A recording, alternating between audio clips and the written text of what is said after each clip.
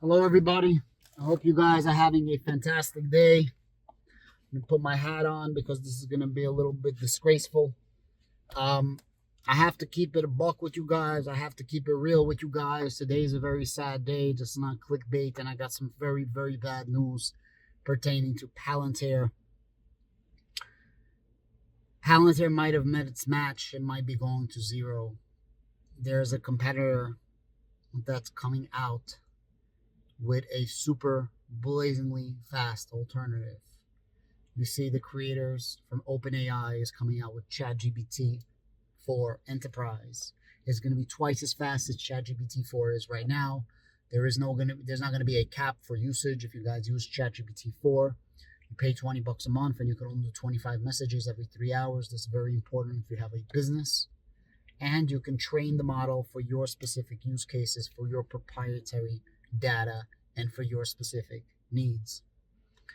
How much this costs, nobody knows. It didn't come out in the article yet, but it's as of today. And they're even going to scale this model down for smaller businesses, for your specific use cases. And of course, doom and gloom, FUD, Palantir is going to zero. I literally see Matt Money, with Palantir going to zero. It's not going to happen, guys. Earlier today, I'm being sarcastic, by the way. Earlier today, somebody is like, Adam, it's all over. Palantir it's not going to make it. OpenAI, ChatGPT is taking over. That's exactly what they said when ChatGPT first came out. That's exactly what they said when Microsoft came out with, what's it called? Microsoft came out with like something similar AI for using inside of Microsoft. Guys, at the end of the day, OpenAI, ChatGPT 4 for enterprise is doing exactly what it should be doing. That's exactly the intention of it. They are monetizing their product. They're trying to be profitable. They're trying to make money. And most importantly, they're saying for security that they don't keep your data. Your data is yours. Well, I'll give you guys a little secret here. Palantir AIP is exactly that and more. And it was exactly that and more before anybody even thought of it. Guys, there was 10 years ago, Palantir was talking about machine learning and artificial intelligence. 10 years ago, you could see the contracts that they got with the U.S. Army. Like, you guys are bugging out. Seriously speaking, you guys give no credit. It's all doom and gloom. You do no research, and everybody is like panicking. Relax. Competition is good. This is not a bad thing. This is a good thing. In terms of competition, this is a compliment. Flattery is the most sincerest form of compliments. You know what I mean? They're doing exactly what they're supposed to be doing. They are making a model for your business that can do large language models. But I'm sure that there are a lot of capabilities that it can do, but I'm sure that it falls short of what Palantir can do. Palantir is a whole different ballgame, and I told you guys this. The demo that Palantir was showing us, and AIP demos, was far superior to anything ChatGPT can do. And I use ChatGPT every day. I stack it with like 4 or 5 different AI programs. And I'm telling you, Palantir, from what I personally can see, is at least 100,000 times better with the AIP assistants and AIP chats and so on and so forth, and charts and so many other things. AIP is the truth. While ChatGPT for enterprise is going to be great for smaller businesses, mid-sized businesses, but a lot of businesses are not going to want to trust Microsoft with their data. Do you think people shit on Palantir, even though Palantir doesn't have your data, and even though ChatGPT is saying we don't store your data, do you think people are going to trust Microsoft? Heck nah. Heck nah. Microsoft don't get hate, but heck nah, people don't want Microsoft to get their data, especially businesses. Look, there's not even protocols in place of who has access to what part of your business's data, right? There's so much more protocols. There's so much more stops. There's so much more organization. And there's just so much more of a robust offering through Palantir AIP. But this goes back to show you that Palantir is onto something. Large language models are here. They're here to stay. Artificial intelligence is here. It's here to stay. It's only going to grow bigger. And Palantir is at the forefront of this. Palantir is at the revolution of this. Snowflake was coming out the same time as Palantir, talking about large language models. In their last earnings, they didn't talk about it at all. They partnered with NVIDIA. NVIDIA didn't talk about them at all. There was a little clip that Andreas came out with. And in the earnings call of Snowflake, somebody asked, hey, when are you going to invest in artificial intelligence for large language models? And they said sometimes in 2024. Unlike all of these fakers, unlike all of these straight up jockers, Palantir actually not has a minimum viable product. They've had a product for like the last 5 to 10 years. They just reorganized it, rewrapped it, put a bow on it, and said, here's an artificial intelligence platform. They had artificial intelligence platform, large language models, before it was cool to have it. Yes, it became upgraded right now, absolutely. But they were able to really roll this out with an actual artificial intelligence conference in a matter of a month, with actual customers using their technology and boasting their technology, especially in the healthcare sector, right? Several hospitals were talking about it. I happen to believe that artificial intelligence platform is going to be rolled out through the entire NHS federated data platform if we get the contract, which we'll know at the end of September. But that's my personal thoughts on that.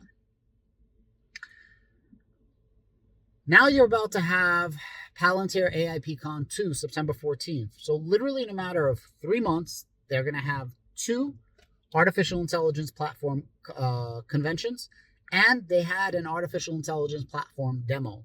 And they have 100 customers that are already using it, and 300 more customers that they're rolling this out to, as per the last earnings call. Probably most, not all, but most, are current clients of Palantir, those 421 clients of Palantir. Those are the ones that are going to be testing this almost naturally. The conversion rate is going to be very interesting to see. But people, you guys are so freaking worried. This is not that Palantir is done. This is a compliment that Palantir is doing something right. If there was no money in large language models, if it was a fad, if it was bullshit, then companies like Snowflake would not be making these crazy acquisitions and partnerships with NVIDIA to try to bring something to the market a year later. If it was just a fad and it was bullshit, ChatGPT, OpenAI would not be coming out for enterprise. Companies like Databricks would not be talking about large language models that everybody wants this. Guys, artificial intelligence is here. There's not going to be one clear-cut winner, but there's going to be one that takes a lion's share. Also, ChatGPT ain't it for military installations. ChatGPT ain't even it for foreign countries. Think about that. It's banned in a lot of countries. If I'm not mistaken, Arnie said that it's banned in Italy. Guys, like, you know, don't think it's just lickety split that easy. This just vindicates us in our thesis and our hypothesis that artificial intelligence is this massively growing market. And Palantir got it, you know, in a stronghold. Now, I'm not naive or ignorant to say Palantir is taking everything, but I believe that Palantir is going to get a significant market share across mega big businesses and military and government use cases.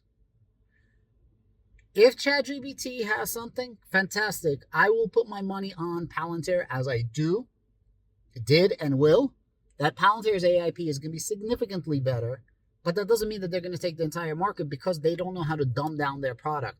And hopefully they're going to take a page out of the playbook of ChatGPT OpenAI, where they're going to be able to dumb down AIP, dumb down Palantir Foundry, and allow more companies to use them. More quantity and a leaner product, because not every company needs everything that Palantir has to offer.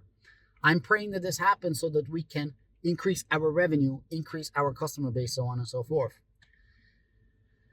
I'm going to say it again and again. This is not the end of Palantir, which we've heard at least, as I'm making Palantir videos, I think I heard the end of Palantir at least 6 or 7 times already. And lo and behold, it's still here. Oh, Palantir is going to zero, hit $20. I called the top. No, you didn't. No, you didn't. If you're watching this video, you never called the top at $20. You said Palantir was never going to hit $20. And Then it hits $20. And then you said, well, it's going to go down. But that's not what you said in the beginning. But anyways, everyone knows who I'm talking about. That gentleman will know who I'm talking about too. But anyways, there's a lot of haters that talk about Palantir, not knowing the origins of Palantir, not knowing that the people that back Palantir are some of the largest, biggest, strongest, most notable, and reputable investors in the entire world that are highly respected. But for some reason, the people don't know that those people are behind Palantir. People respect Peter Thiel's investment savvy. People respect Stanley's investment savvy. People respect BlackRock's investment savvy. And people are not realizing that those are investors in Palantir. Early investors, founders, largest investors, and the list goes on and on and on. So no, Palantir is not dead. Yes, Palantir went to 20 and dropped down. Remember, Palantir is going to go to zero. It's going to go below $10. Well, somehow it's standing steady, right, at 14 and change. In May, when it was 14, everybody was rah-rah, sis, boom, bowing, doing backflips, red panty night. It's the best thing on earth. Palantir is at $14 in August. Oh my God, the world is ending. Palantir is never going to make it. Like, bro, we literally went from $6 all the way up to $20. We retreat to 14 and change. Don't complain. This is great. It happens. Take the opportunity to make some more money, add DCA, sell covered calls, sell cash secured puts, things like that. If you guys want to become channel members and learn more about options, I put out a lot of content for my channel members. It's $3 a month, guys.